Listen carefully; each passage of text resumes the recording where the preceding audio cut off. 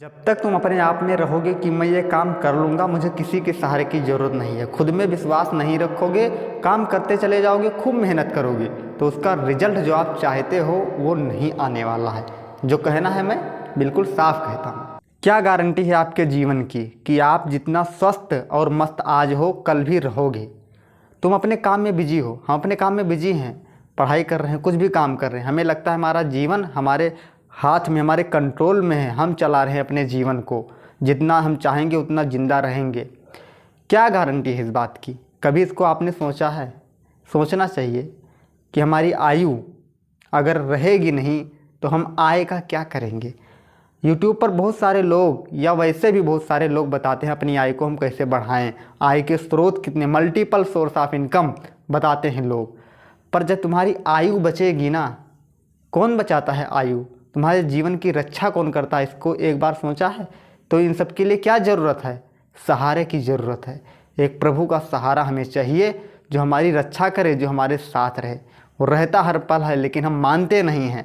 आपको अभी लग रहा है कि हमारा करियर ही सब कुछ है, धन दौलत मिल जाए हमारे लिए वही सब कुछ है, पैसा मिल जाएगा तो सब कुछ हमारा ठीक हो जाएगा।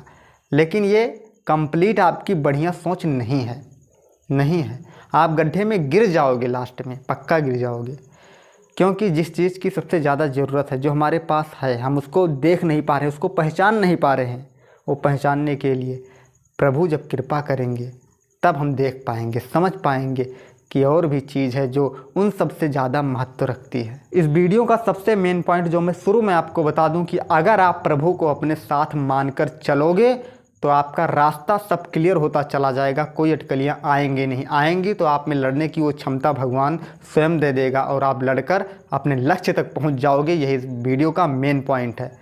अब हम बढ़ते हैं अपनी स्टोरी की तरफ। एक बार एक राजा एक नगर में घूमने के लिए जाते हैं। तो जब नगर में वो राजा पहुँचता है ना, तो वहाँ पर देखता है कि पेड़ के नीचे बच्चा एक बैठा है और वो क्या कर रहा है, उसकी हरकतें को वो देख रहा है कि वो माटी से कुछ बना रहा है, खिलौना टाइप का, और उसके कान में कुछ कहता है और फिर उसको मिटा देता है। फिर बनाता है, फिर कान में कहता है, फिर मिटा देता है उस माटी से जो खिलौना बना रहा होता है। तो राजा जब ये देख रहा होता है तो उसके पास जाता है, बच्चे के पास। फिर राजा पूछते हैं कि तुम इससे क्या कर रहे हो ये? तभी वो कहता है, मैं इनके कान में कहता हूँ कि क्या तुमने कभी राम नाम जपा है? अगर इनसे आवाज़ आती है कि नहीं तो मैं इनको वापस मिट्टी में मिला देता हूँ। राजा सोच में पड़ गया कि इतना ज्ञान इसमें कैसे आ सकता है। तो राजा साहब ने उस बच्चे से कहा, क्या तुम राजमहल में चलोगे, मेरे साथ रहोगे वहाँ पर, यहाँ अकेले बैठे हो? तो कहता है, राजमहल में मैं चलूँगा पर मेरी कुछ शर्तें हैं, वो शर्तें आप अगर मान लोगे तो मैं चलूँगा। तो बच्चा कहता है, मेरी 4 शर्तें केवल आपसे हैं, इन 4 शर्तों को आपको मानना पड़ेगा।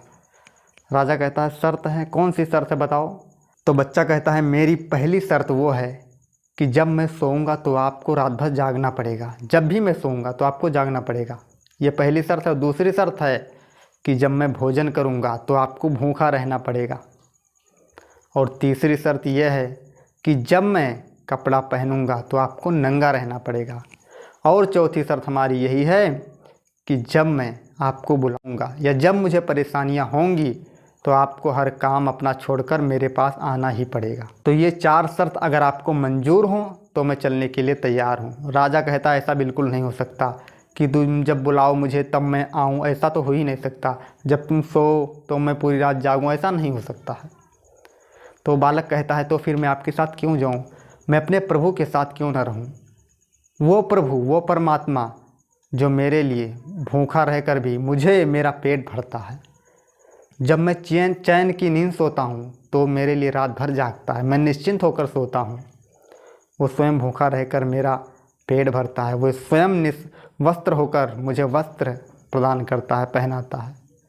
जब वो मेरे लिए इतना सब कुछ कर रहा है तो मैं क्यों उसको छोड़कर जाऊँ, क्यों मैं प्रभु को अपना ना मानूँ? ऐसे ही इसको बताने, इस कथा का सार यही है कि वो हमारे लिए हर पल बैठा रहता है कि कब मेरे पास आए, लेकिन हम उसको मानते ही नहीं हैं। जब उसको हम मानेंगे, वो हमारे लिए क्या नहीं करता, बहुत सारी चीज़ें कर रहा है, खाने को दे रहा है, पीने सब कुछ कर रहा है, पर हमें लगता है हम कर रहे हैं, ये कर रहे हैं, वो कर रहा है, कोई नहीं कर रहा। इस सृष्टि तुम्हारे किए नहीं चल रही है, सब कुछ करने वाला वही है।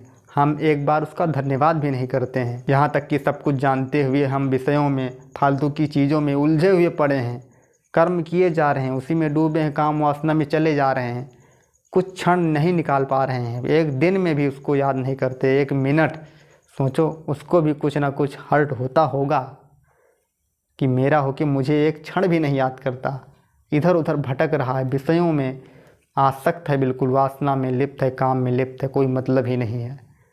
तो ऐसा मत करना, क्योंकि उसने जन्म दिया है तो उसको याद करते चलना, उसको अपना मान कर चलोगे तो जीवन बहुत ही आसान हो जाएगा। कहने का मतलब यही है। और जो भी आप मन में इच्छा करोगी उसको पूर्ण होना ही है। प्रभु का साथ होने का यही मतलब है। प्रभु का विश्वास ही हमारा कल्याण कर सकता है। विश्वास है तो परमात्मा है। विश्वास को अपने साथ में लेकर चलना, कल्याण तो तुम्हारा हर चीज़, हर लक्ष्य मिलेगा अगर विश्वास रहेगा तो। इस कहानी का सारांश हमारे यही है। पसंद आई हो तो ज़रूर बताना। नेक्स्ट वीडियो में फिर मिलेंगे, तब तक के लिए जय हिंद।